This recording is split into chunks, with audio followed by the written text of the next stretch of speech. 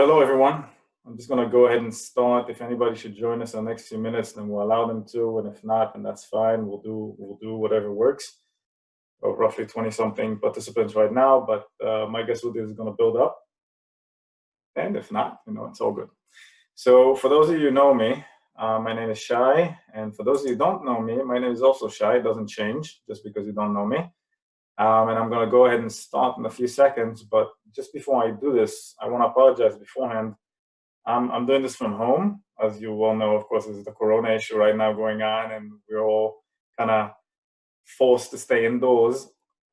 And so my girls just went to sleep about 10 minutes ago. Very likely at some point you'll hear them talking in the background. So just giving you a heads up. If you hear little girls screaming around, then that's what's going on. Okay, nothing to freak about with, just my girls. With that being said, though, I'm going to go ahead and start. So I'm going to start the presentation, and I'm just going to go ahead and talk about what we're doing from this point on. I don't think you can see it right now, right? Let's start this together. All right, you should be able to see the rotating clock, right? Can you see this? Can you all give me just a thumbs up if you can see the orange screen? Fantastic. All right. So you saw this when you logged in. Obviously, we didn't keep the times. So just move ahead. All right. So this is what I'm going to talk about right now, basically, is about we just had the Holocaust Remembrance Day in Israel. It actually ended a few hours ago. And I was originally thinking of doing this during the Israeli Holocaust Remembrance Day, but then I realized that I didn't give enough time for people to log in. So I postponed it until the next day, which allowed the American public, which some of you are, to join in as well. And it allowed those of them in Israel that are actually keeping to not watching TV stuff of the sort during this time to log in as well. So I think this works for everyone. But for those of you from the Israeli crowd, and there's a few here, I'm going to do this in English, just giving you a heads up on that one, because we have English speakers in this group.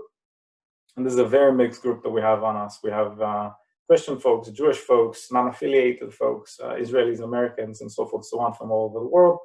And just before we start, the word that people usually use to describe any sort of a happening occurrence is history. And I'm going to go ahead and say this is not a history lesson in any kind of way. This is my story from my perspective, or somebody else's story, actually, from my perspective, how it became my story. This has nothing to do really with history. It's not a history lesson. For those of you who know me as a history buff and you're expecting a history lesson, I'm going to go ahead and apologize. Some of the things I'm going to go ahead and say are going to be inaccurate because that's the way they would describe to me. Although I researched it, I am sharing it from somebody else's perspective, how it affected me. So just giving you that focus. And from another perspective also, I mean, my family story could be different for anybody in my family. So anybody in my family might be experiencing it or just sharing it in a different way. And just, again, just so that we're all clear on what's going on, this is in no way objective. This is my personal experience and my personal understanding of the situation. So this, who am I? For those of you who don't know me, I'm Shai. I go by Shai Nahon. That's my last name. I own and run Shai Tours. We used to be Shai Nahon Ecological Tourism. We changed recently to Shai Tours Ecological Tourism, and we've been doing all sorts of different tours in Israel and the world. And due to that, I guide a variety of different types of groups coming into Israel from all over the world, Jewish, Christians, Muslims sometimes, all sorts of different people from all over the world. And many, many times we end up going to the Holocaust Memorial and Museum in Israel, which is one of the largest of its kind in the world itself. And it is considered the biggest research center for Holocaust studies world over. It's a very unique site. And as part of it, I do my guiding. So since this year, because of the corona issue, it wasn't available. It wasn't possible for me to guide groups physically on site, which I normally would have done. I'm doing this online now. This is why we're meeting. So where I would normally go with you guys when you go into Yad Vashem is something very different from anyone else. I mean, the picture you're seeing on the screen right now is called the Valley of Communities. It is one of the least or less commonly visited places in Yad Vashem. Yad Vashem stands for a hand and a name in Hebrew, but a hand could be translated also as a memorial. And the meaning of a memorial and a name, the concept is that you would remember people both for the death and for their lives, for who they were and for what they experienced during this time, which we call the Holocaust. And the value of communities, when you walk in, as you enter, you basically get off a bus or get off a car and you walk in, and you're walking between these massive, massive boulders of stone that you see in front of you in the picture. Just to clarify, any piece of stone that you see in front of you on this picture is about a third of a person's height or something of the sort. So put 3 of these massive stones together and you get the person's height. The size of the walls in front of us are at least 2.5, maybe 3 times your height. This basically overpowers you as you come in. And the names that you see on the walls themselves are names of communities and not names of people. The whole idea here is to remember the communities that were destroyed during the Holocaust. And this brings us to a completely different subject. I usually start here before I let my group go into the museum itself, because for a variety of reasons, but one of them being the fact that I think the museum isn't doing justice to this particular aspect. It's very impersonal to some degree. And I think there's something of a personal aspect to the story which I find lacking, which is why I start here. And what I'd like to invite people to do is just in their minds to think what a community represents to them. What does it mean? Which community do you belong to? And what is your community? So if you, normally I would have you sitting down on a piece of rock, right? And then I would ask the group to close their eyes and imagine what a community would be for them. And many people come with their community, be it the church or synagogue or federation trip or youth movement or whatever it is, or the nuclear family, but sometimes you don't. And when you really think about what your community means, our communities have changed drastically over the last 50 years. Today, the community could be something that goes online. I mean, we're meeting right now via Zoom. You could debate and say that this is, technically, this is the beginning of a community. I'm not going to go far ahead and say that I'm going to create a community right here online, but people do have communities that exist online. But back in the old days, the community was where you lived. You open your door, you step outside, the street in which you live, the homes around you, that's your community. Those are the people that are going to synagogue with you on Saturday or going to church with you on Sunday. Everybody was religious to some degree. The milkman, the paper boy, you knew all of them. The guy that washed the car, whatever it might be, right? You knew every single person in your community, and your community would be sometimes small, could be large, but the community would be what it would be. So to simplify things, if you would close your eyes and imagine the vicinity of your house, think of a 5-block radius or something of the sort, this would give you an idea of a small community back in those days. And if you just to try to imagine what that community would be, who are the people within that community, I know we don't all know our neighbors now, right? But just imagine what it would represent. Every single name on these walls means a community.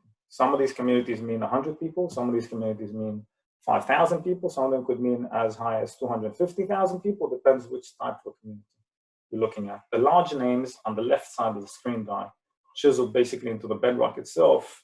That's the largest community within the vicinity of these smaller communities, which most of the folks that were living in this community, if they were Jewish during the time of the Holocaust, were forced to move into the ghetto in the large city area, which means Lvov in this case, became the ghetto of this particular area. So just explaining this. But if you move forward, this is where, as I said, most have heard this story in the past. These are my grandparents, right? And that's what we're actually going to focus on. The whole story I'm going to tell you is the story of my grandparents, but it's actually the story of my grandparents the way I experienced it throughout my life. And if at any point, by the way, you stop hearing me, you lose reception, whatever it is, raise your hand. There's also a symbol that you can use that would create the symbol of a hand on the left side of the corner. And then I know to address it, but realistically speaking, the larger the crowd becomes, the more unlikely it is for me to notice these symbols. So somebody should give me a heads up if this doesn't work. The lady on the left, which my arrow is pointing right now, is Rachel. You see what says Rachel, but we actually pronounce it as Rachel. Rachel is the biblical name from one of the foremothers. Shapira. And the gentleman on the right is the Ev, which translates as a wolf. That's the meaning of his name, Shapira. They both had originally different names when they were born. These are names that they were given or adopted as they immigrated into Israel, and they were demanded to use Jewish Hebrew names to some degree. Sometimes you use the name that you already had. Sometimes you translate the name that you were given. But either way, the name had to be in Hebrew. during the time in which in the 50s, as people were immigrating into Israel, this was the custom. But these are the people that we're talking about. I mean, when I look at myself and who I am, to some degree, I am defined by my personal history. And I'm defined by the fact that I am the outcome, if you will, of these two Holocaust survivors. So we're going to zoom in on this story. We're going to talk about the Holocaust. But what is the Holocaust? What is the first thing you think when you hear the word Holocaust? For most of us, it's going to be a number, right? We all associate a physical number with the idea of the Holocaust. And you can all say it to yourself if you want. You all know which number I'm talking about. And we all think of the number 6 million, right? I mean, Nadi, if you agree. That's usually what we normally associate with, because this is what we have learned to associate with the Holocaust. 6 million Jews have been murdered, killed, butchered during the times of the Nazi occupation of Western and Eastern Europe, and so forth, so on. This is what we've learned to associate. By the way, this is a wrong number. Most of us don't know this. This has been updated, and modern researchers estimate that the number is actually closer to 6.5 million. Some claim that it's even closer to 7 million. But we've gone so accustomed to this number that we associate this number with the idea of the Holocaust. Try, explain to somebody that the number should be 7 million, they don't believe you. It's already far-fetched. 6 million as itself is already a huge number. And I always say this when I go to Yad Vashem. One needs to take into consideration that not only the Jews were butchered during the Holocaust. If you want to really put things on the map for a second, just to evaluate what happened, there's a very similar number of Poles, people from Poland, that died during the Holocaust. World War II is one of the most horrible times in human history. We're estimating tens of millions of people that lose their lives during the war. So why am I focusing on this 6 million rather than those 6 million, or the 10 or so million, or 20 million that died in Russia? Because my focus is Jewish. And when I look at my family, my story, and that's why I said it's not a history lesson, but my story, I'm focusing on this number, although I'm aware to the fact that it's wrong. The biggest issue I think we have when understanding the Holocaust is the fact that it means nothing. Let's be honest. I mean, you hear the word 6 million and everybody's automatically horrified because we've grown accustomed to be horrified by this number. But the truth is that we've never seen, never evaluated, never can estimate what this number would represent. Have you ever seen 1 million people, not to mention 6 million people? You never would have seen them. It's impossible. None of us has ever seen this number. We cannot estimate a physical concept to associate with this number in our heads. So how do you approach it? If you really wanted to, right? You recognize this? That's the Super Bowl, right? For the Americans in the group, you would know this. This is the Super Bowl. And I researched this today because I've been doing this guiding for so many years now. I've never bothered actually researching my facts. Every time I sit there with a group, I ask the group, how many people go to the Super Bowl? And they scream answers at me, which at the moment is not really possible. So most times people say about 80,000 people consider the stadium. I looked it up. Miami Stadium can house 65,000 people. So that's massive. I mean, look at the crowds in front of you. This is insane. The amount of people that are staring us right now in this picture is absolutely insane. If I was sitting in the crowd, I would feel absolutely overwhelmed by the amount of people that are physically around me. With that being said, 65,000 people, that would mean that 100 years of the Super Bowl would bring us close to the number that we're talking about in the destruction of Jewish lives during the Holocaust. And when you come to compare physical quantities that you cannot physically imagine, and you want to try and understand what they mean, a lot of times when we're looking at physical areas, we want to think of a size we understand and then multiply it by a fraction, right? Or we want to think of a type of a population that we can fathom and then multiply it by something. To understand what 6.5 million people would compare to, we need to think of, let's say, 100 years of Super Bowl physical attendance. That would have been destroyed in some sort of an event, and that would bring us to a place where we can try and understand what this number represents. That's what this comes to. 65,000 people times 10, 650,000 times 100, 6.5 million. That's what this comes to. This is Rachel, and she is, she was my grandmother. She is my grandmother, I guess. I don't have another grandmother at this point. None of them pop up. They don't just show up. So this is my grandmother. I never think of her as used to be my grandmother. For me, in my head, she is my grandmother. And she was born in 1923. She passed away in 2012, and she was probably one of the toughest people I've ever met. I mean, seriously speaking, when you research the word survivor online, her picture should be there. This woman survived, everything basically. She survived the Holocaust. To give it, not just the Holocaust, but she survived Auschwitz, which is probably the most famous death camp in history. She survived numerous other events that should have basically just broken her down. She survived cancer. She survived the fact that her son dies prematurely as an adult, but still in an accident. She survives that, the loss of one of her children. She survives, you know what, the craziest thing in the world, right? She slips in the shower, she breaks her neck as an elderly woman. And she walks around with a neck brace. She looks ridiculous. She looks like a small little, one of those small little dwarfs from the, what do you call them, the Smurfs.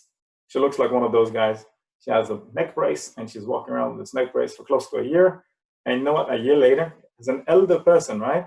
A year later, her neck heals, and she's walking around. Never lost the physical ability to walk. She did everything possible with a neck brace, with the neck broken, and she continued living. This is the definition of a survivor in my book. Why does she actually pass away at 2012? Because she decides to. Pretty much at 2011 or 2010, she gives me a call. I remember this, and she says to me, I'm tired. I said, so go take a nap. She says, no, you don't understand. I'm tired of living. I said, but what do you want to do? She said, I've had enough. I've had a good life. I've had a good run. I'm done. I said, you're talking nonsense. Come on, go find the book, read the book. Go see a show. She loved the theater. She loved the orchestra. She loved the Philharmonic. Go see a show. Go hear a concert. Go do something. You're talking nonsense, basically. What do I know, right? And that year, she doesn't pass away, right? But a year and a half later, she's going to give me another call, basically saying, I'm tired. I'm going to use the same line saying, this is nonsense. Go back to reading. She was reading Dance, Dance, Dance by Haruki Murakami. I have a book now here. And she was reading it, and she was very enthused by this book, but she never finished this book because she says to me, I'm tired of reading Dance, Dance, Dance. It's a great book, but I can't read it anymore. You need to read it. And I treated it the same way exactly. I said to myself, this is nonsense. Come on, stop talking nonsense. And, 3 days later, she wasn't with us. She got hospitalized, and that was it. She was gone. And this woman decided when she dies, she didn't leave it a chance. She didn't get superly ill or something of the sort. She simply decided that she was fed up, she was done, and she decided to go, right? Why am I saying this? Because I'm giving notes here. Hold on. Instead of hiding this, right? All right, I'm being told to speak slower. Thank you. I'll try. For those of you who know me know that, I try to shove an incredible amount of information into 10 minutes of guiding usually, and trying to talk slower, it's definitely a challenge for me, but I'm going to give it my best. So if this comes again, another note will come again probably. Why am I telling you about this woman? Because she is a person that was one of my closest friends to some degree. I mean, it's absurd. I know she was older than me by decades. And she was a woman. She was raised in a completely different environment than I was. And yet I could talk to her about anything. I mean, when I had a girlfriend and I was living with my girlfriend, and no offense to anybody in the conservative crowd that is in here, and we were, the term shacking up, we were shacked up, we were living together, and she knew everything. She couldn't care less. She would talk to me about any single thing. And this woman, she grew up in a very orthodox, very conservative home, and she could talk about anything. She was one of my best friends. So she is responsible to some degree to the definition of who I am. She helped me understand a lot of things. We didn't always see eye to eye, but she was definitely it. And so she is something that I've been carrying in the back of my head for a very long time. But, and this is the but here, right? For those of you who've been on my tours, you know me as somebody that is very enthusiastic about history, talks very much in length about the Holocaust. As a kid growing up, I gotta tell you, I mean, I couldn't be bothered. Ask my mom. My mom is actually one of the people listening to this right now, and I'm going to use some of the things that I went through in life and my mom was exposed to. So I apologize to begin with for sharing this. But that being said, I mean, I couldn't be bothered. I mean, come on, who cares about history as a 13-year-old kid? Who cares? Let's be realistic here. As a 10-year-old boy, who cares? As a 15-year-old kid, you have other things to worry about. You're thinking about other things. I couldn't care. Less, anyways. And I went to Yad Vashem. The Holocaust Museum has changed drastically in the last 15 years. It used to be this big, big, big white building. You would go in and you would walk room to room. And there were a lot of pictures in black and white, many of them very horrific. And you would get this very dramatic guiding. And you would hear these horrible stories about how people died. And it didn't really work. I mean, there's a reason for which they changed the museum. Realistically speaking, you're bombarded with emotions to that level, you automatically tend to shut down. You cannot understand it, you cannot tolerate it. Most people would exit the museum, statistically speaking, and not remember so much from their experience. What they would remember is this emotional weight, if you will, of this experience. They didn't remember the specifics. So the decision was made to alter the museum. But I guess I was lucky, or I don't know, unlucky, because when I was growing up, I'm 40 today, but when I was 13, 14, everything was different. It was still the old museum. There weren't yet restrictions on the age limit at the museum. They used to take us at the age of 13 to the museum as school kids and go through a guiding on the museum. Today, the Israeli school system doesn't do it anymore. We realize that this is counterproductive. And at the age of 13 or so, I don't remember exactly, but it's somewhere around that, maybe a little bit before 13, we're taken to the Holocaust Museum. We go in. I don't remember a thing, to be honest with you. I remember going in, and then the next memory I have of this experience is sitting on the bus with my classroom. The entire bus is in tears, absolutely bawling. Everybody's crying. You can't really get understanding of what is going on in this bus. And the school teachers, they're running around frantic, trying to get everybody to calm down. They realize that this was a horrible mistake, and they're freaking out, and the whole scene is dramatic. There's only one kid on the entire bus that isn't crying. And we'll get back to that kid. So I visited the museum firsthand in that personal time, and it was an experience. I made a decision that day, though. When I left that museum, I made a decision. And it was a very crucial decision. It was a heavy decision. It was a serious decision. It was something that really mattered to me. And then I was 13 or so. Next year, 14, I realized that I'm a teenager and there are girls around me. And all of a sudden, that seemed a lot more important. I absolutely, completely forgot that decision. Did not remember it for the next few years. And I went through life, like everybody else. And then at the age of 18, I enlisted to the military. During my military service, I served in the intelligence corps. Nothing too fancy, I promise you. There's no very unique story there, just very boring stuff. But we enlist here. Mandatory service is 3 years for men and about 2 years for women. Supreme Court is trying to change it so it would be 2.5 and 2.5. And during that time, it was still 3 years for men. And I did my share, or most of it anyways. And as I was going through the service, at home, I wasn't getting along that well with my parents at the time. And I decided to leave home and I decided to rent my own apartment. And as a soldier at the time, you earned about 400 to 500 shekels a month, which is nothing. It's about $150, $150. So from that to pay rent and expenses, and it was insane, an insane decision. But I can only thank my girlfriend at the time, Yael, for this horrible, wasteful decision of my life. But that being said, it defined me. So I moved into this crappy apartment in the middle of northern Dalit neighborhood in Beersheba, which was a horrible neighborhood to live in, full of junkies. And it really was a bad neighborhood at the time.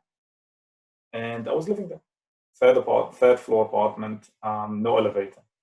We move into this apartment, and as we move into this apartment, I open the cupboards in the kitchen, You know how, especially when you're my age at the time, 18, 19, 20 years old, and for those of you in the crowd here that are in this age can relate to that probably. You go to college, and one of the biggest shocks you have ever in your life is that, well, you open the cupboard in the kitchen and there's nothing there. Have you ever thought of it? Because in your parents' home, when you open the cupboard in your kitchen, it's always full of food. At least in mine it was. I mean, and not only is it full of food, but when you reopened it after taking something, the food miraculously reappeared in the cupboard. Try doing this in the fridge, right? You would open my mom's fridge. It was stacked. I mean, it was full of food. You take something out, you close the fridge, you open the fridge, poof, it's there again. It's as if it's magic. There's like these small creatures that just put things back in place. It's actually your parents. They go out, they shop, they buy things, they put it back in the fridge, in the cupboard, stuff of the sort. You're just not aware that this is going on in the background, or at least I wasn't. So I was shocked. I opened the cupboard and it was empty. And then I said to myself, something is wrong with this apartment. So I opened the fridge and it was also empty. And I realized something. I have to go shopping. So I went shopping. And you might ask yourself, what does this have to do with his grandmother who's staring me in the face right now? Right? What does this have to do with it? But trust me, I'm getting to a point. So I went shopping. And I came back from shopping, hauling a lot of food. And I yelled from the bottom of the street level to my girlfriend who was on the third floor to come down and help me because I couldn't carry all this up. She comes down and we schlepped this all the way up, 3 floors up, 3 floors down. And we finally get to the point in which we're unpacking these bags. And she says to me, "Are you insane?" I said, "Why?" She says, "Why did you buy so much food?" I said, "What are you talking about?" She said, "What do we need? 6 pasta, 6 pasta sauce, 6 rice, 6 pickles, 6 olives, 6, 6, 6, 6, 6, 6. What do we need 6 of everything?" I said, "What are you talking about? There's not a lot of food." She said, "Of course it is." I said, No. This is not a lot of food." She says, "Of course it is." I said, "What do you mean?" She says, "Well, we buy 2. We eat 1. We have another one for spare, right? And, when we eat the second one, we go buy more food." I said, No. You got the whole thing wrong. My mom buys in dozens. Dozens, for those who don't know the concept, it's 12 packs, right? My mom buys in 12 packs. And, you buy 12. When you get to the middle of the 12, you buy another 12, and I have never thought about this before. And she says to me, "Really, you guys are insane. You got to call your mom. You got to ask her, why you guys are doing this?" I said to her, "Fine. The first thing you learn as a young adult is that you say fine." So I called my mom. And I said, "Mom." She says, "What?" I said, "Why do we buy so much food?" She says, "What are you talking about?" I said, "Well, I told her the story. I went shopping, came back. Yeah, it says 6 of everything is too much." She says, "What are you talking about? 6 is not enough." I said, "That's exactly what I said." She says to me, "You guys are all crazy." I say to my mom, "So why are we buying so much food?" She says, "I have no idea. Have you looked at your grandmother's kitchen?" And I remember my grandmother's kitchen very well. You don't know my grandmother. So let me tell you something about this woman. She had a fridge that was full, right? Always full, by the way. She had another deep freezer in a different room, which was like an ice cream case. You know, the ones you go into the convenience store and they have these tubs that are like a bathtub, basically, have like this top that you move and you put freezing things in it. She had one of those in a different room that was always full. In addition to that, she had a cupboard that went from ceiling to floor, or floor to ceiling, that was full of jam that she would make. And the jam was labeled by year. It had the year on it, right? So that you would always eat from the oldest one. Did you know that jam, by the way, doesn't spoil? Did you know that? Like real jam, proper jam. It's so full of sugar that if you opened it, there's going to be mold on it probably, right? But if you remove the mold, there's nothing wrong with the jam. It preserves forever. It's like a miracle food. Anyways, I remember my grandmother's kitchen very well. So I said to my mom, "So what do you suggest?" And she says, "I suggest you call your grandmother. And you should ask your grandmother, why are we buying so much food?" So I called my grandmother. And basically the same conversation goes along, only it ends very differently. And I'll tell you what the difference is. I said, "Grandmother," she says, "Yes." I said, "Yada, yada, yada. I went shopping, what this?" Yael says, "We're crazy." She says to call my mom. I called my mom. She says to call you. I call you. And she says to me, "So what do you want?" Very, very clear cut. I said, "I guess I'm calling to ask you, why are we buying so much food?" She says, "What do you mean?" I said, "Why do we need so much food for?" She said, "I have no idea why you're buying so much food, but I'm buying so much food so I would never starve again." It hit me. It hit me like a pile of bricks. I realized something. As a third generation Holocaust survivor, and that's what I would define myself as. I'm a third generation to Holocaust survivors. I'm not a Holocaust survivor. I'm a third generation of a Holocaust survivor. I would say we suffer the trauma of starvation without ever experiencing it. It shocked me completely. I remember that it was like a smack in the face that day. I remember that. I hung up the phone, I sat down, I had to take it in. And there was this concept of something ringing in the back of my head. You made a decision, you made a decision, you made a decision. And I couldn't remember what this in the world is talking about. It was myself talking to myself. When I was 13, I made a decision, if you remember. And it was ringing behind my head. It was ringing. And I couldn't remember what I wanted from it. So I let it go. And I continued doing whatever I was doing, right? Military service. You know, you have a lot of things to worry about. Ended my military service, got released from service.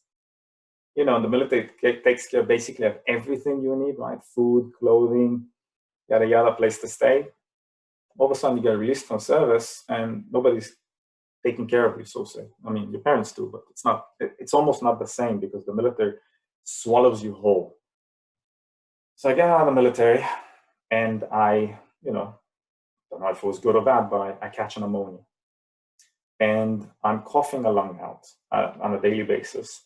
So I go to a clinic. And you know, in Israel, we have mostly, well, public clinics. Our public clinics are pretty good. I mean, really speaking, they're pretty good. It might also have to do with the fact that we don't really have private clinics. So public clinics have to be good. Anyways, I go to a public clinic and I'm sitting in the public clinic and thankfully not so many people are waiting in line. So I'm waiting to see a doctor. I'm waiting to see a doctor. As I'm waiting to see a doctor, I sit down and I realize there's only one other person in the whole room with me. And it's an elderly woman. So, you know, it gets boring at some point. So you stare, kind of, you know, inconspicuously stare at the woman. You look at the woman, I look at the woman. And then she coughs at me. She doesn't cough towards me. She doesn't cough into her hand. She doesn't put the elbow. You've learned how to do this now with Corona, right? Everybody knows you're not supposed to cough on your hands. You're supposed to cough in the elbow and stuff of the sort, all this nonsense. Nobody knew that back then. We'd all cough. She doesn't do that. She just sprays it everywhere, including me. So basically, I get coughed in the face by this elderly woman. And I'm furious. I'm 22 years old. I'm furious. I just got coughed at. And so I said to myself, I'm not looking at this woman again. So I turn to the left. And at the left, there's a wall. Basically just, you know, brick wall. There's nothing to look at. The wall gets very boring. So I look at the woman again. She coughs at me again. I'm going crazy at this point. There's spit flying through the air. There's bugs. It's insane. But what can you do? The doctor takes time. So I look at the woman again. And I realize that she has a number on her hand. And I remember saying to myself in my head, oh, she's a Holocaust survivor. I didn't think too much about it. It was so clear to me that this number represented the fact that she's a Holocaust survivor. But then, as I'm sitting there waiting for the doctor, I realized something. This woman must be 65, 70, something of the sort, maybe older. I don't know exactly. But she's not going to be there for very long. And as I'm sitting there in this waiting room, I realized something. I realized that my kids, when they will be sitting in a public clinic waiting for the doctor, an elderly woman will cough at them because, you know, it's what we do. And they will look at the woman. She's not going to have a number on her arm. You know why she's not going to have a number on her arm? Because there aren't going to be any. Because they're passing away over time. And then that's the moment in which that decision hit me smack in the face. See, when I was 13, I made the decision in that bus. I decided that I'm going to have my grandmother's number tattooed on my arm. And I forgot about it because, you know, life takes you all sorts of different places. But as I was sitting there, all of a sudden, I remembered that decision. So I went to a tattoo artist. I don't know if you can see this one. All right, let's see if we can see this. It's not really coming up, is it? So much. Let's see. No, not really. I don't know. You gotta trust me on this, I guess. There's a number tattooed on my arm. There we go. This is my grandmother's number. I had my grandmother's number tattooed on my arm. It's 827276. Hold on, I have an idea. Wait 1 second. Let's see if this works better. Can you see it now? Fantastic. A27276. For those of you who don't know, A marks the block number. 27276 is the person's number. They ceased being a human and they became a number when they entered these camps. Most camps didn't tattoo numbers. Actually, if I'm not mistaken, Auschwitz and one or two more tattooed numbers. And so my grandmother's story is something that I've become very passionate about because in a way it defined the choices I made in life. That decision that I made at 13 only became realized when I was 22. I promised you I'm getting to a point. And for those who know me, you know by now that I never talk just for talking. I always get to a point. I don't like hearing the voice, my own voice, just being blabbing around. And I actually get to a point. At 22, I realized the decision I made. And as of 22, for the last 18 years, I've been carrying my grandmother's number on my own. Before I ever did this, of course, I went to my grandmother, asked her permission. She agreed, she consented, she allowed it. And after I did this, I started, I guess it was a two-way street. I started asking questions, and she needed to share. Now, for those of you who are not coming from one of these Holocaust families, then you wouldn't know this. But for those who do, you should know that Holocaust survivors almost never shared information with their kids. They want to allow their kids a childhood. So while they were going through all of this, while the Holocaust was going on, in their minds, they're probably promising to themselves they're going to share as much as possible with their children because they want their children to be able to understand what they went through, to remember for them. On the other hand, they didn't. They wanted to allow them a childhood. But they usually shared it with the third generation. Why? Because as they're getting older, the fear starts developing that they will pass away and nobody will know their story. So they start sharing. And my grandmother went through this phase when she was towards the 80s. She went through a phase in which whenever you would come into a house, I don't know about you, whenever I would come into a house, she would start sharing with me stories. It almost came to a point where if she knew I was coming, she was waiting for me anxiously, not even sitting down. She was just walking the house, waiting. And if I was late, if I didn't show up, she would get incredibly frustrated. The moment I stepped into her house, she would start bombarding me with stories. And there was nothing negative about it from my perspective, but that's the way she had the need, an urge to share it. And so I learned a little bit about my grandmother's story. This is the picture on the screen just changed. Do you see the picture on the right hand? Do you see the woman with the nice black hair? That's what she used to look like when she was younger.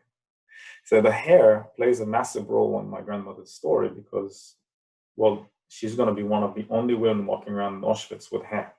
And that's not very common at the time. Trains would arrive at Auschwitz, people would have their hair shaved. It was done for two main reasons. One, a lot of these people that are coming into Auschwitz are already living in the deprivation. They already are living in very uncomfortable situations to begin with. A lot of them have lice. Two, take a person's hair away and you take away the humanity. So the person on the other side, the Nazi soldier, they're supposed to take care of business, right? It's easier for them in a way. It made things easier for the soldiers, for the people that were working the camps. They didn't have to treat them as humans because they didn't look human. They became cattle almost. They became objects. But she's one of the only women walking Auschwitz with hair. And that decision somebody made not to shave her head is probably one of the reasons that she managed to survive. Her story is long, and I'm not going to make it all about her story because this is about her story, but it's more, to some degree, it's more about how it affects us today. But I want to share with you some of the smaller details of what this means. She came from a family that it was a relatively small family for that timeline, but for us, it would be a large family. There were 4 girls, 2 boys, 2 parents. They took in addition 2 cousins that were living with them and the elderly grandmother. So all in all, in the household, you're looking at about what? 11 people in the household, something of the sort. Relatively small household for the time. Remember that people were having 10, 11, 9 kids, family in the Orthodox communities at the time, and to some degree still today. And so she was raised in such a home, and her father realized relatively early that something is going on, something is switching for the worse in Europe, and he sends some of his daughters away. He buys them falsified papers to be displayed as Christians, Christian girls, and he sends them off to live with others in Christian families. Basically, pays for a false identity and for them to live somewhere else. And my grandmother was sent somewhere, and she lived with a family for a while. She worked as a seamstress. She was sewing clothes because she knew that from back home. And as all of this is going on, a couple of years into it, things start changing. The German army invades Slovakia, or what we call the Czechoslovakia at the time. And it's getting closer and closer. And the family starts getting very, very afraid that they're going to be caught harboring a Jew. So they ask her to leave. But before that situation ever happens, she was with a different family. So the first family she stays with, the mother and the child of that family fled. The husband stayed, and the husband, she said it in her own story, she says that the husband was a drinker, and they were bombarding from the skies, and she gets really afraid to go with him into the bomb shelter because she's afraid that he's going to do something to her. On the other hand, she's incredibly afraid of staying upstairs without the bomb shelter because she's afraid she would blow up. And so she decides to leave. She left originally, she moved somewhere else, and then a friend helped her relocate into this family, and then she is with this family, and the family in the situation is asking her to leave. And she doesn't have any place to go, but she has this idea. She calls somebody, calls is a big word, right? She talks to somebody, a friend of hers, and he tries to orchestrate some place for her to go to, and she basically gets on the train. As she is waiting on the train tracks, police officer approaches her, asks for papers. She hands him the papers. He says, these are false, these are forged. And he says to her, are you a Jew? And, you say yes, you say no, right? If you say yes, they take you. If you say no, he knows these are forged. What are you going to do? And she said that he threatened to torture her until she admits to the fact that she's a Jew, and she admits that she is a Jew. And she is taken, and she's moved from one camp to the other until she finds her way to Auschwitz. Now, as she's moved around, when they finally take her to Auschwitz, I don't know if finally is the bad word, right? Auschwitz is not a nice place to go to in any kind of way, but when she is taken to Auschwitz, somebody whispers to her, say that you are a nurse, right? It might save your life. And she does. She claims that she's a nurse. And this was something that the camps really needed. So they take her, instead of putting her in the main labor force. When she got to Auschwitz, by the way, she was told that this is the first convoy, or the first transport that is not being burnt. This is very late towards the timeline of the war, relatively, and they're not burning these convoys, these transports anymore. So she is taken, and she is to be used as a nurse. And they take her to this elderly home within the camp or something of the sort, and she's supposed to aid with these elderly people. And she told me a lot of different stories. I just looked at her video yesterday, and I realized that her video is missing a lot of the information that she actually shared with me. At the age of 74, she shared her information with the Spoberg archives, but a lot of this is actually stories that we heard that never made into the archives. And she said to me that the doctor in the camp would offer additional food for the women that were willing to be nice to him. And I'm sure you can all understand what that means. And she always said to me, I never did it, but my friend, she did. Now, perhaps I'm not going into names because that's not the point of this, but she was a very proud woman. She was a survivor. So I don't know if this is true or not. I don't know if she did or didn't. It's not the point of the story. She manages to survive this camp. She was moved again. She ended up doing a completely different job. And they relocate her from Auschwitz to a different camp, which this camp is liberated by the Russians. She flees, and she makes it back to her original city, which is Košice. And in Košice, she really has this desire to immigrate to the land of Israel, Palestine at the time, and she wants to do it now, but it takes another couple of years before she actually does it. By 1947, she's going to immigrate to Israel. This woman survived, as I said, basically all the atrocities, and this is some of her pictures and various points in her life. This is really, most of this is towards her later years, and if you see I don't know if you can see, I'm sorry about that, I don't know if you can see the mouse pointer, but this picture is probably one of my favorites. You see her with this funny looking hat, right? Really looks like one of the Smurfs. Can't deny it. I'm not being disrespectful. It's my grandmother. I love her, but ridiculous hat. And then there's this neck brace. She's walking around with a broken neck, smiling like she couldn't be happier in the world. This broken neck, and she's happy, happy, happy. This is a very tough woman we're talking about, until she decided that she was fed up, and then she just kind of, let it go. So this was my grandmother. We're going to get back to this woman in a little bit. All right. I'm sorry. All right. So these are some of the survivors, right, from her family. We have here, that's my grandfather here. We're going to get to this story in a second. That's her sister. That's her. That's their nephew. His name is Arya. And he's actually one of the people staring at me right now. I see you. Hey, Arya. And his wife. And so these are some of the survivors. But, all I know, she was relatively, yes, I know she's your wife. I know, I see her. I know. So, all in all, these are some of the survivors. Now, from her family, they're relatively lucky. 2 of her sisters are going to survive. One of her brothers survives. Remember, there were 4 sisters in total, so 3 out of 4 survive. 2 brothers, 1 of them survives. Her father survives. All in all, relatively lucky. Some cousins, some nephews, and stuff of the sort. And, relatively speaking, these are additional pictures of survivors. This is her niece that was living with them at the time, Uti, and her husband, Shmuel, and so forth and so on. And we have additional pictures. This is one of her sisters that survived, and this is her father, and this is actually a picture that was taken in Israel, and so forth and so on. So the family, all in all, when you talk about the Holocaust, a lot of these families actually ended up with nobody left. So relatively speaking, this story is not a bad one in a way. It is a horrible one, but it's not, relatively speaking, the outcome is not a bad one, because all in all, the percentage of survivors within her nuclear family is relatively high. When you think about it from an objective perspective, I would say it's relatively positive, so especially comparing to what's going to come ahead. This, on the other hand, is my grandfather. Now, my grandfather's story is completely different. And it's funny because this guy is one of those people that, you always hear about these people, that they're always kind of in the shadows of everything. I asked my mom today to send me 2 pictures of this man. And she writes me, she texted me back, she said, it's very difficult to find a picture of him alone because he's almost always with your grandmother. Like, he wouldn't take his own picture. He wouldn't have his picture taken. He wanted to be left out of all of this, leave me alone. He didn't want to tell his story.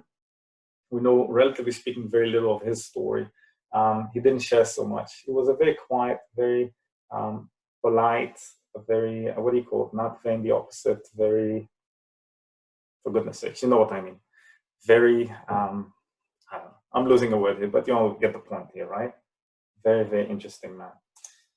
And this is him as a young man, which, for those of you who are wondering why I'm bald, I'm probably thanking him for this. His entire family is bald. I'll show you a picture in a little bit. I mean, they were all bald probably from very early age. So this is a gift that he handed to me. You know what? I'm not unhappy with. But this man's story is the absolute opposite of my grandmother's story. My grandmother's story is a story of a woman that was moved from place to place. Most of the time, she didn't choose to move. She was moved. This man, on the other hand, was never actually taken and placed in a camp. He almost refused to be in a camp. He was part of an underground movement. His name is Ze'ev, as I said earlier. His original name was Thibault Shapira, and he was born in 1920, and he passed at 2014.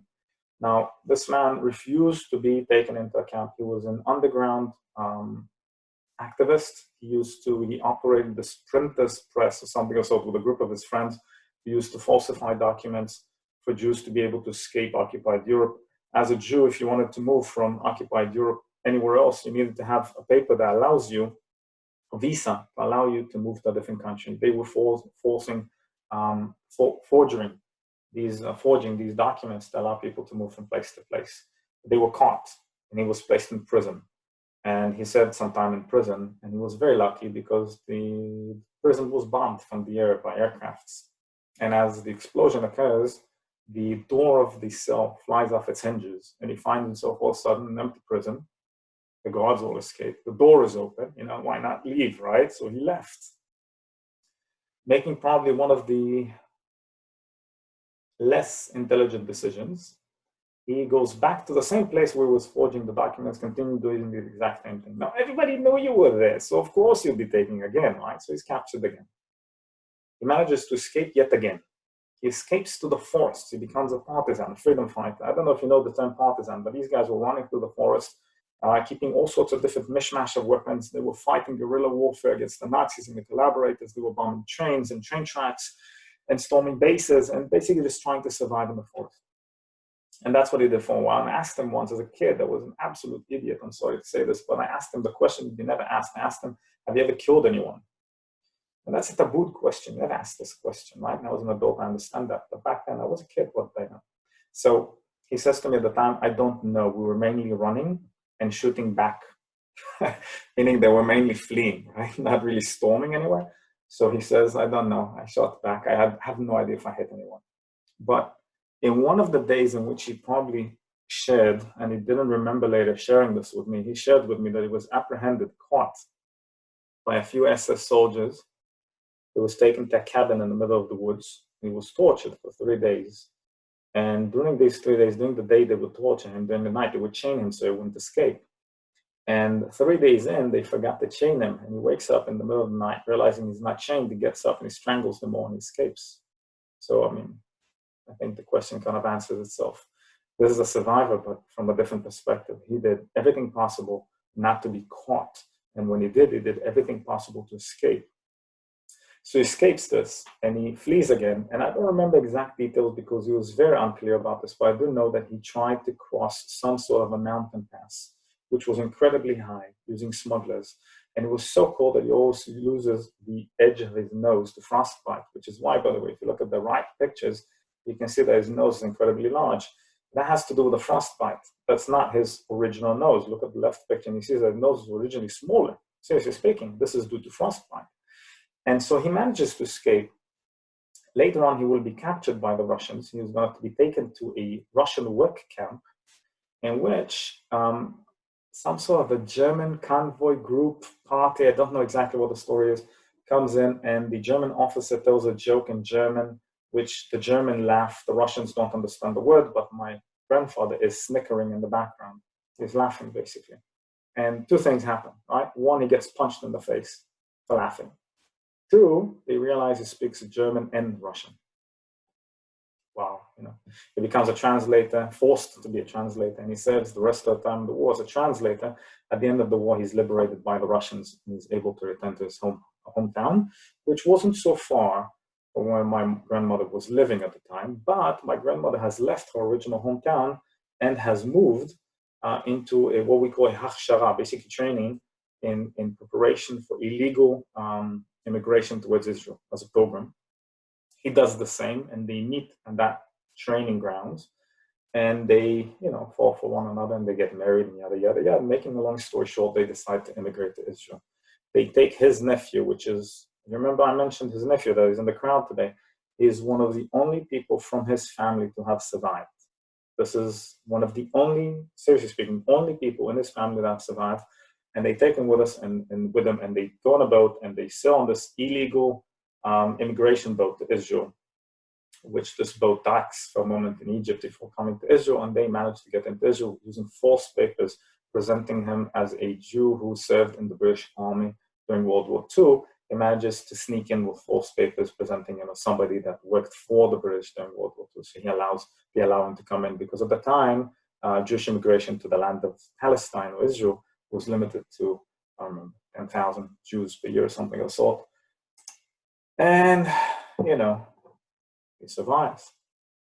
He lives to a very late age. We actually celebrated his 90th birthday a couple of years before he passed.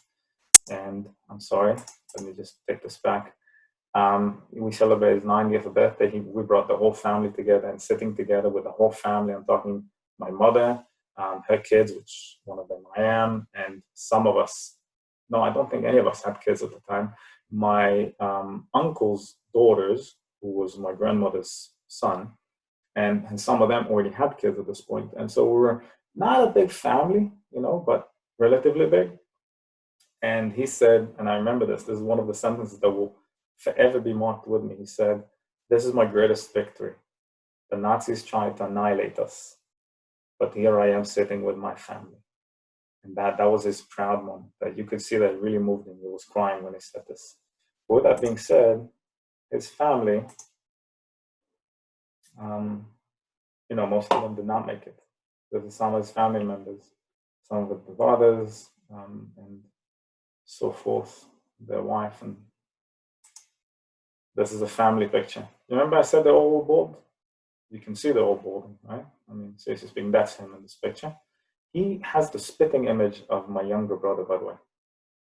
They look very much alike in this picture. I don't know if you can see this, but I can see this.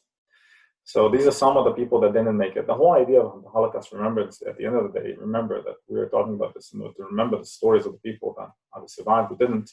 There's definitely a part that we need to remember. These people did not make it out. They're part of the 6 million. And then they came to Israel. And they got married already back there, but they got married again. And they lived on a kibbutz. There's some of the ridiculous clothing that they were displaying at the time. And this is the latest pictures that we have of them together, happy. I think this was on Passover or something of the sort. And basically, I don't know, this is moving on itself. I didn't move this, so I apologize. That's not what I wanted to do. But basically, this is what it comes down to. So I guess the whole story of what I'm telling you comes together to one point, right? What I've discovered over time is the one, when you make a decision, you should keep to it, because whether you remember it or not, it's going to come back and haunt you in a positive way. And it did it for me. I am carrying the number that I chose to carry since I was 13. I still carry it today. It's not coming off my hand. For those of you who know me and been on my tours, you know that you always notice it and you always feel very bashful about asking, why do I have a number on my hand? And when you ask me, I'm always very cynical when I answer, originally sarcastic. I say, I use the Dead Sea products. I just don't look my age. They work. And then when you get the Yad Vashem, I finally tell you the story. But usually I don't tell it right off the bat, but I do show it. I'm not embarrassed about it in any kind of way. The whole idea of having this number is to, in a way, encourage people to ask you the question of why they have this number, so that when they ask you, you could share the story. That was the original idea of having this number on. And what it led me to understand over time is that it is our responsibility to remember our past, because nobody else will. And I saw today a very, very freaky video of a smudge of paint on a paper. And then the woman that is showing you the video takes another blank page. Wait, hold on. Let's move this into something else. Can you see me now? It's me? Yeah, great. So she takes a page with a smudge of paint on it. She takes another blank page and she puts it on it. And then she separates it. And the second page has, this secondary imprint on it. And it says on it, second generation. And she does it again, third generation, fourth generation. By the time she got to the fifth page, there was no paint on that page. And that marked to me something. It was very scary in the moment, but it marked to me that at the end of the day, if we do not bother to remember our own past and teach it to our kin, to our families, to our relatives, and so forth, we should not be so surprised when nobody else remembers it.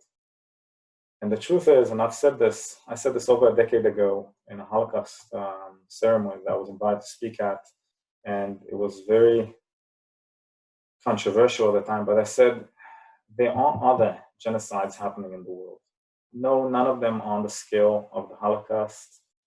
No, I'm not trying to compare them, but at the end of the day, many people knew about this and did not act.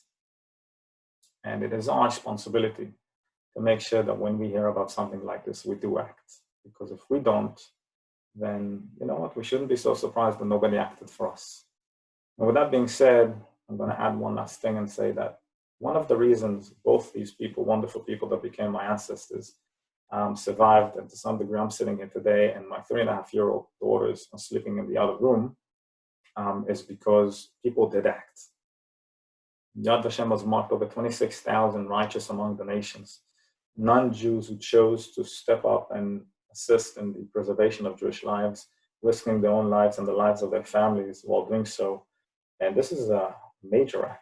And seriously speaking, imagine risking your entire family to save a stranger, somebody who's very different from you, somebody who comes in the middle of the night, probably stinks, and not dressed very well, has lice or whatever, starving, just escaped for I don't know how long, and all of a sudden they're knocking on your door and you make a decision of admitting them in, not just admitting them in, but keeping them in your home for who knows how long, sheltering them, providing for all their needs while risking your entire family in order to do this.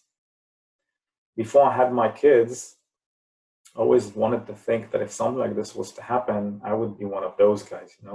I would be one of those that would truly be able to help and assist and save people. But reality is that once you have 3.5-year-old kids, you realize that if somebody was to knock on my door and I was placing in jeopardy my daughters to save a stranger, it's not such a simple question. It's not so easy all of a sudden to make that decision. I don't know what I would do. I would like to think that would help, but the truth is that I don't. And I know that sounds very harsh. So with that being said, this is my story from my perspective. It is not a history lesson because it's not somebody else's story. It is only mine. It is a part of history to some degree, but it is mainly our story. And this is very similar to the way I would do it on site. And since I didn't get the chance to do it this year on site, I wanted to do it this way. And I'm happy that so many of you joined us ultimately. This has been recorded, this entire session. I'm going to just cut out the pieces at the beginning and the end that are meaningless, and just over at the end of it, just upload a copy of this later on online so that's available for those who couldn't come. I know there's numerous people that approach me saying, "Are you insane? Why are you doing this at 1 p.m.?" Right? From your perspective. You got to remember that it's my 8 p.m. I tried to schedule this in a way that as many people could possibly join. It never works for everybody. But with that being said, I want to thank you for joining us. I want to thank you for giving me the opportunity to speak about this to you and for allowing me to share this. And with that being said, the last thing I'm going to do is basically I'm going to try here. I don't know, this is still a work in process. And there we go. You're all unmuted now. If anybody wants to say anything, add anything, you're more than welcome to do this.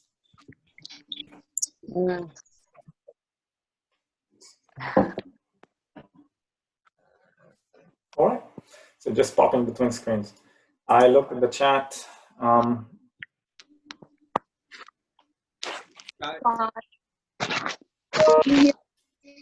I can hear something, yeah. Carol from Baltimore. Can you hear me now? Yes, I can hear you very well. When we were with you and we went to dinner that night, you told us about that your grandmother was at a theater and saw someone with a jacket on, and I was having trouble hearing you. You were at the other end of the table. You said something about some diamonds that had been sewn into the jacket.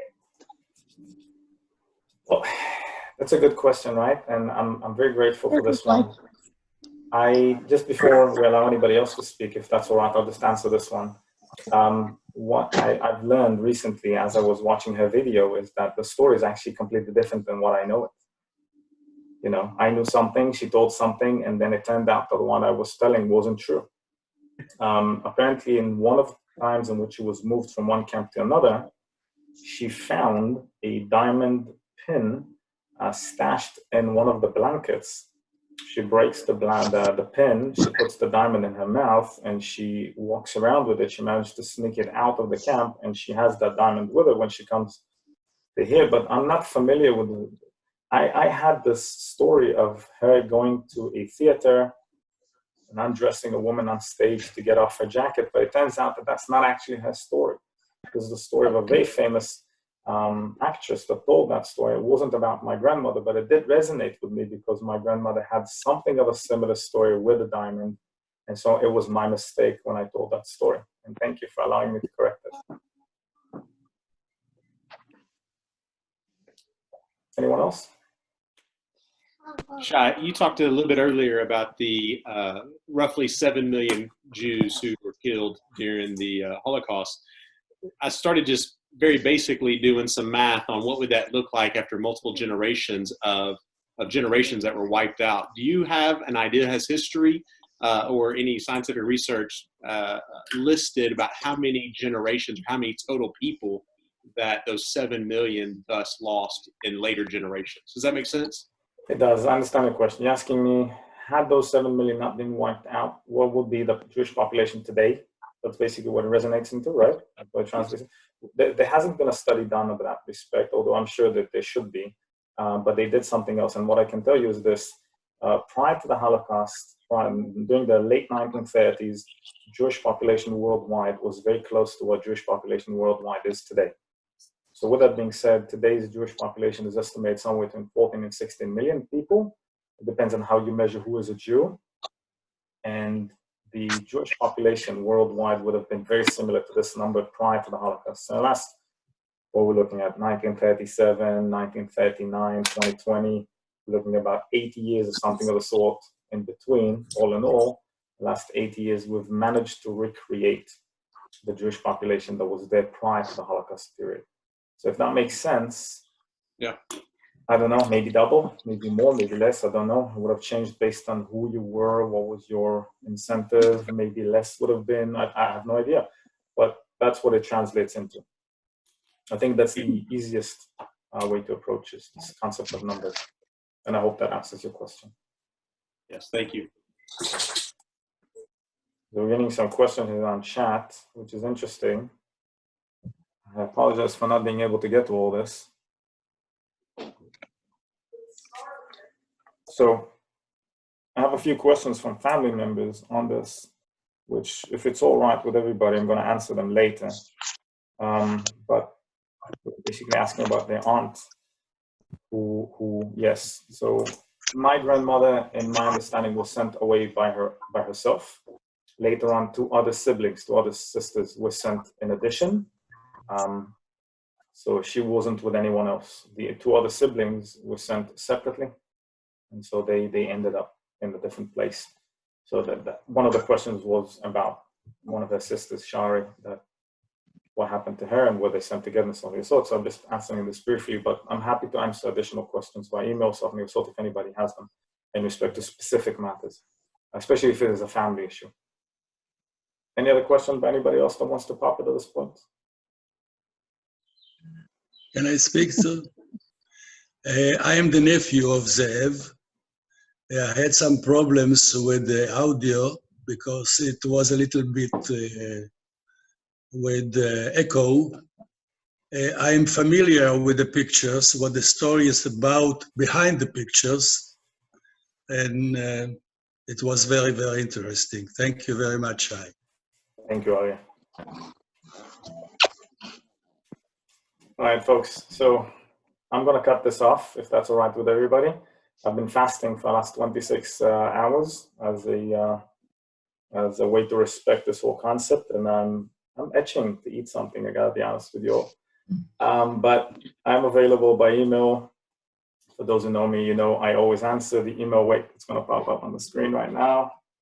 There you have it, shai@shaitoys.com. Any questions, whatever you want, don't hesitate. Just send me an email. I answer them fairly quickly. And that's it. I mean, stay tuned. We're going to have additional things coming up later. But basically, this one was just for me and my family and to be able to share this with you. So this is the pictures you see again right on the screen. And this is just for fun because I made this slide, so I might as well use it, right? Tune in for our next session and find out more. Or go do some actual self-research. You know, with the corona, you have a lot of time to actually use it. Anyways, thank you for joining, and hopefully we'll do one more again at a different period, but it might be very, very different. So just stay tuned. The way you learned about this one, you may learn about other ones that are coming up. Thank you all, and I'm going to close this one. Thank you, Shai. Bye-bye. Thank you. Bye-bye. Thank you.